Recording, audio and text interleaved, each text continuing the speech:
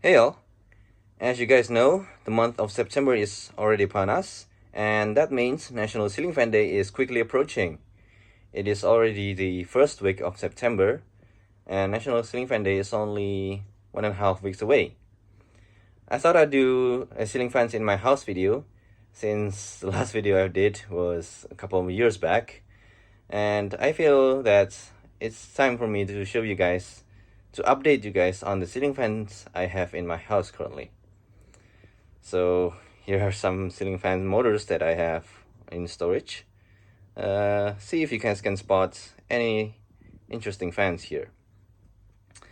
Anyways, let's start with the first ceiling fan, which is this. This here is the homemade plastic ceiling fan blades coupled with a cheap Hyundai Fit branded ceiling fan motor that I have remounted with copper wires. The result of which is the performance of this fan is incredible. As you can see here, this fan is currently running on low speed. It is a very gentle low. I'll stop talking for a bit.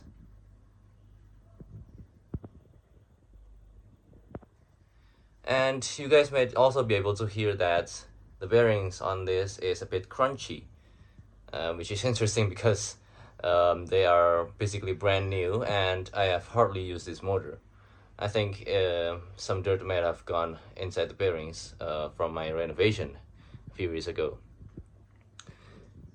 This fan here runs 24/7 to circulate the air inside this room here because I have some, well, not some, a lot of cardboard stuff, and they get a bit musty if this room doesn't get enough air circulation. In fact, I have, to go out of topic a little bit, I have that exhaust fan running on a timer. It runs every night in conjunction with this fan here to refresh the air in this room every day. Yeah, so it's been running here for about, let's say 3 months. The blades have gotten a little bit dusty, but it is still working very well. I'll quickly crank up the speed for you guys. This is low speed, as I said. Speed number 2. Here's medium. Now on the video that I had of me making these blades, I showed these blades running with a cheap ceiling fan motor in standard condition, so the windings are still aluminium. But for this fan here, it already has copper windings, and well, here's medium high. This is about as fast as it went with the other motor. The blade pitch has been increased, by the way, when I swapped that motor with this one, because this motor here simply has too much power to spin these blades. Are you guys ready for high speed? Here you go. So the motor on this fan here is 14 poles, which means the full speed RPM is pretty fast. It is still pretty quiet, with exception of the bearing noise, and the airflow is insane. You can even see the ribbon on that air conditioner there moving. And yes, I have replaced the air conditioner in this room. It doesn't work at the moment, unfortunately.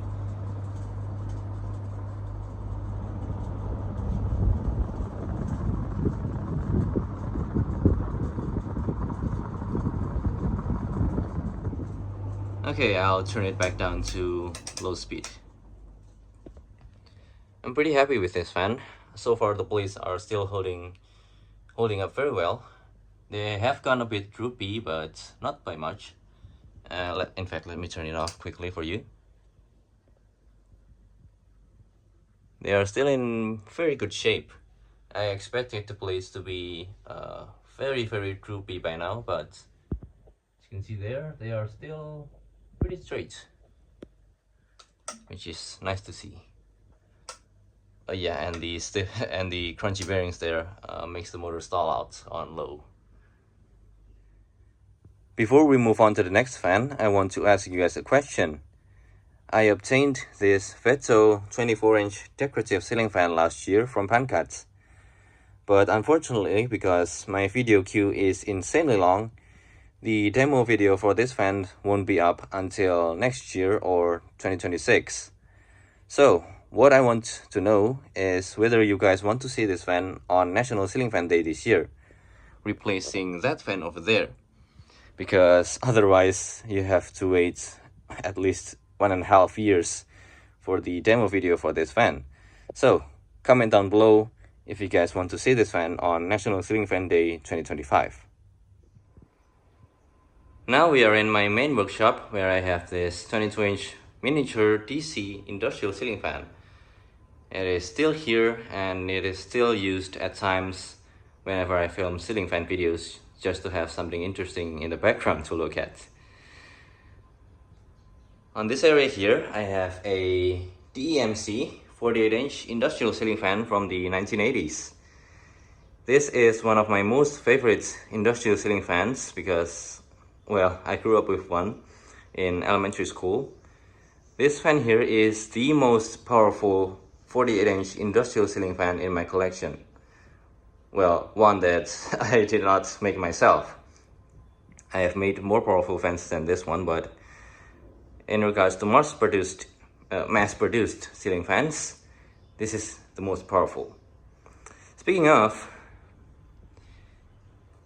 this fan here is the exact fan from my elementary school.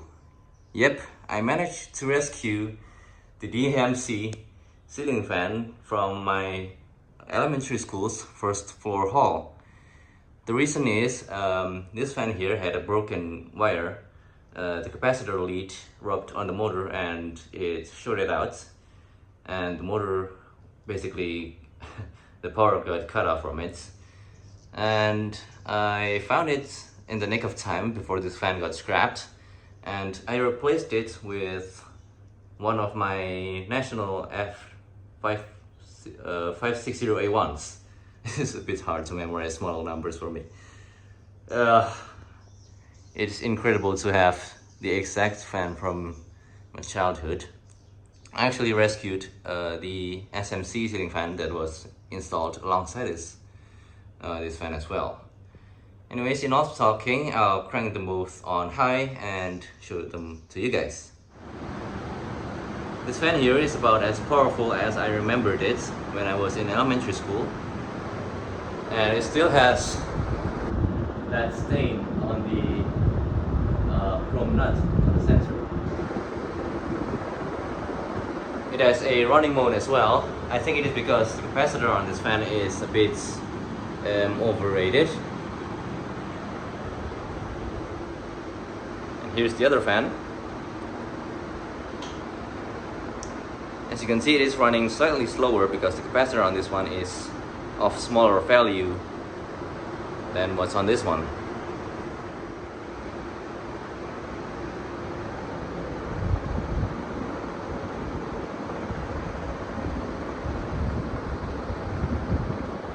It is very cool to see both of these fans running at the same time.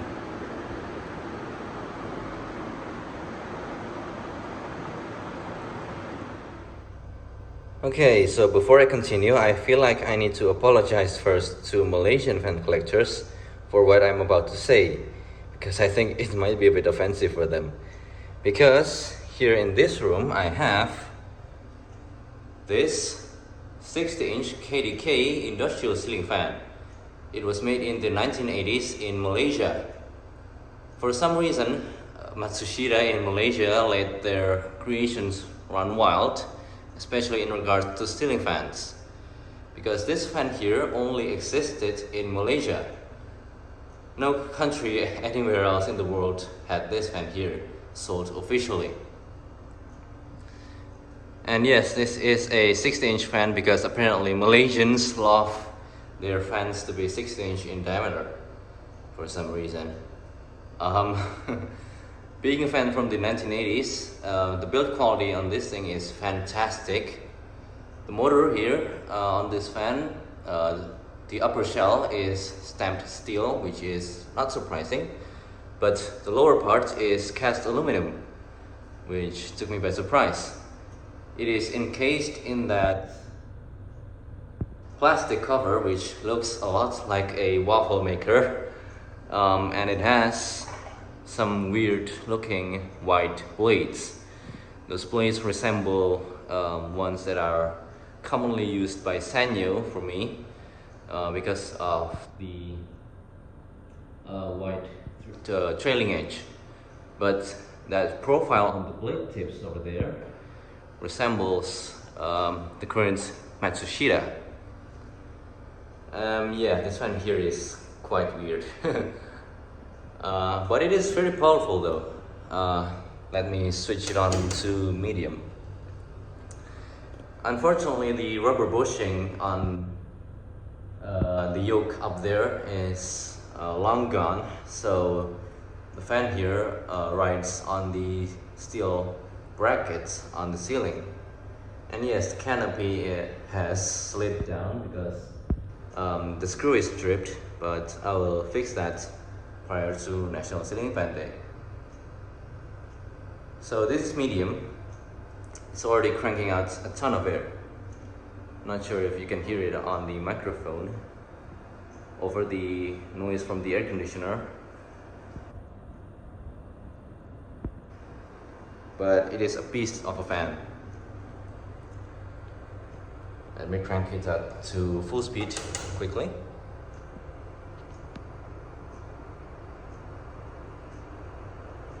When I got this fan, the capacitor was not very healthy and it ran very slow. But I replaced it with a capacitor from another Matsushita fan and it now runs about as fast as it is intended to run.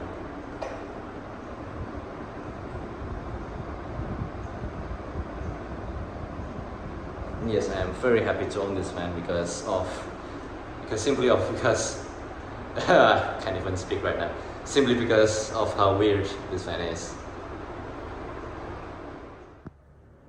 Next up, in this room downstairs, I have this custom built ceiling fan, one of my latest creations. I call this one the Super Klasik W or Super Klasik W. It is built to resemble a moss golden fan or view fan, ceiling fan, with the brown color and the quote-unquote dragonfly style curved tip blades. This fan here is based on the DMD 56-inch industrial ceiling fan that I acquired alongside the multiple 48-inch national industrial ceiling fans a while ago in a scrapyard. Here is a closer look of it. This fan here has been used for about more than half a year, and you can see by the amount of dust accumulating on the blades. And you can see there the logo that I made for it. It is basically just an upside down moss logo. Let me turn it on for you. Here's the fan running on medium. Unfortunately, the lighting here is not sufficient enough for you guys to be able to see this fan very well. And the color, the dark brown color, definitely doesn't help.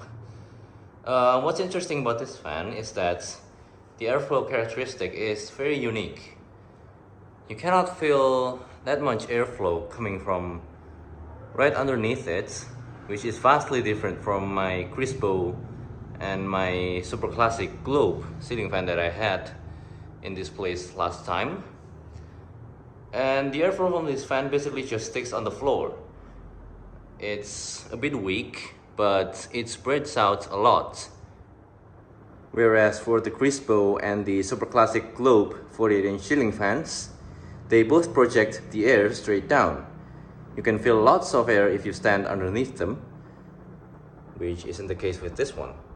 Even though the plate pitch, as you can see here, is pretty decent. Give you a shot of the airflow here.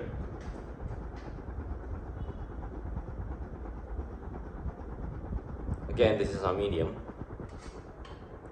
I'm wondering whether the spread out airflow effect is caused by the downward being a bit too short. And yeah, this fan is a bit too close to the ceiling. Or is it because the upward curve of the blades, which is rather extreme, as you can see here. I'll probably swap the down rod on this fan with a longer one for filming during National Ceiling Fan Day, just to see what the difference is, and I'll report back to you guys then. It is certainly one of my most favorite custom ceiling fans. Especially because I like the brown color. Okay, let's go to the next fans. There's one thing I forgot to mention, and that is the fact that this here is the first custom ceiling fan that I made, where the blades are attached to the blade arms with rivets.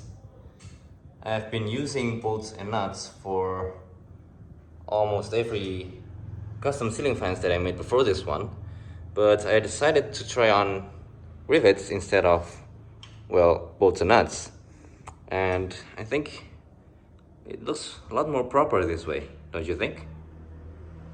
Last but not least, because I don't have any ceiling fans installed in my attic as of now, I have these two outdoor workspace ceiling fans. They haven't changed at all since you saw them last, except that they've gone a bit more dirty and the blades on this fan here have started to droop down a bit.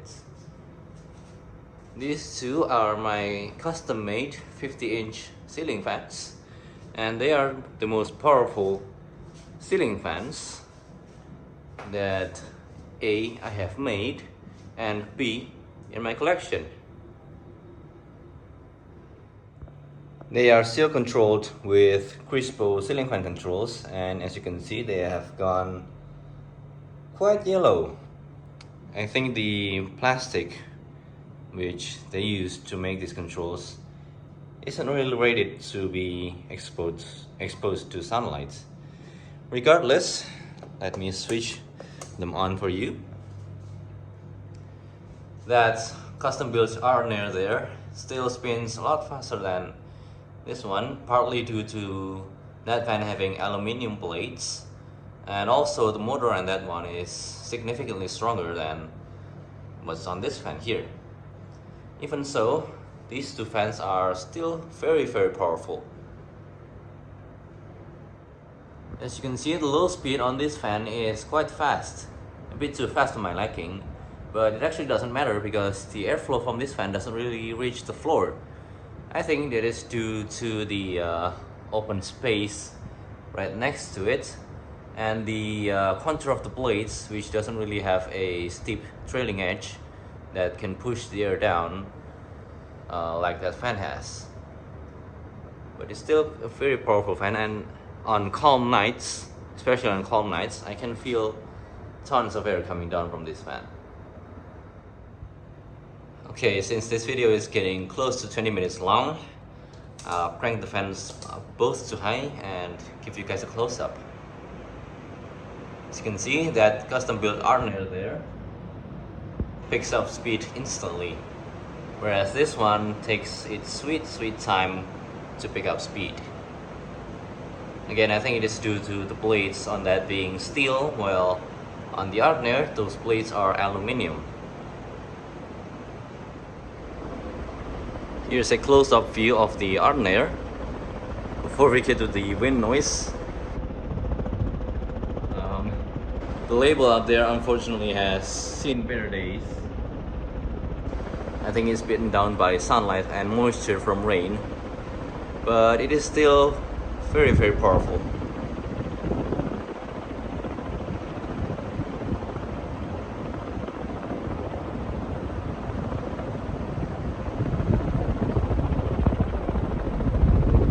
Just a closer look of the blade pitch.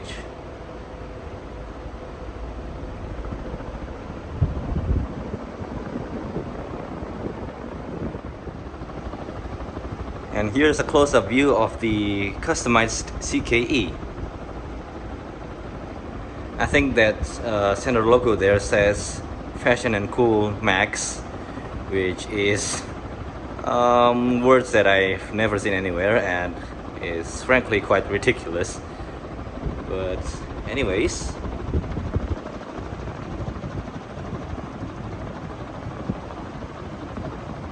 this was the strongest ceiling fan that I've made before it was beaten by that fan over there.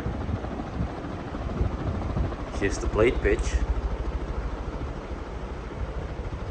Now the blades on this fan has actually more pitch than the 80s Matsushita fan that inspired this one, which took me by surprise. I thought the original Matsushita ones had as much pitch as this one, but no, this one has more pitch, and it does move a lot of air.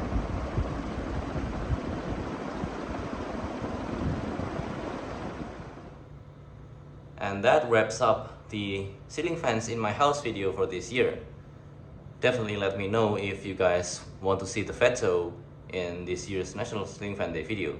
I think it would be pretty interesting. And I hope you guys enjoyed this video. If you do, be sure to leave a like, subscribe, hit the bell, and I hope to see you guys on the National Ceiling Fan Day video for this year. For now, take care.